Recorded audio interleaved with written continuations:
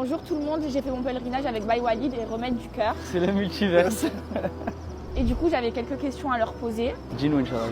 Alors, première question, c'est vrai que sur les réseaux sociaux, j'ai eu beaucoup d'encouragement et tout ça, mais j'ai aussi eu beaucoup d'avis négatifs, de méchanceté par rapport à mon pèlerinage. Qu'est-ce que vous en pensez de tout ça? C'est vrai qu'avant, tu étais une jeune fille qui a fait des erreurs. Aujourd'hui, alhamdoulilah, tu nous as appelé, tu voulais te repentir, faire ta Umrah. Tu es devenue une femme et personne ne peut se mettre entre toi et ton Seigneur. Personne. Maintenant, demain, on te le souhaite, tu deviendras même une mère accomplie. Inch'Allah.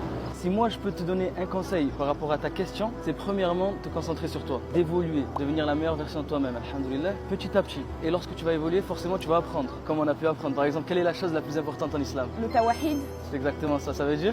unifier Allah Oui. Dans dans son adoration. Magnifique. Et le pire des péchés? Le shirk, l'association. Masha'Allah. Magnifique. Et ma deuxième question, c'est j'ai trop peur de retomber dans mes travers. Parce que là, je suis dans un lieu sain, je me sens apaisée et tout ça.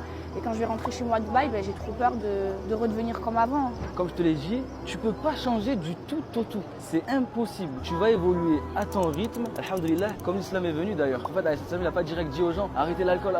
Non, il les a appelés d'abord au tawhid, la chose la plus importante. Et ensuite, petit à petit, retirer certains postes qui sont dérangeants. Mais concentre-toi premièrement sur ta croyance et tu vas voir que ça va venir tout seul, Inch'Allah. Par conséquent, aujourd'hui, avec ta notoriété, de temps en temps, partager des bonnes choses, des rappels, ceci, cela. Aussi, il est important de rappeler que l'islam a été propagé sur plus de 20 ans. Et les lois religieuses ont été révélées en fonction de l'augmentation de la foi des croyants. Donc attendre qu'une personne qui part de zéro, qu'elle change du tout au tout, du jour au lendemain, c'est quelque chose qui n'est pas possible. C'est comme que vous m'avez expliqué, la religion, c'est pas un sprint, c'est un marathon.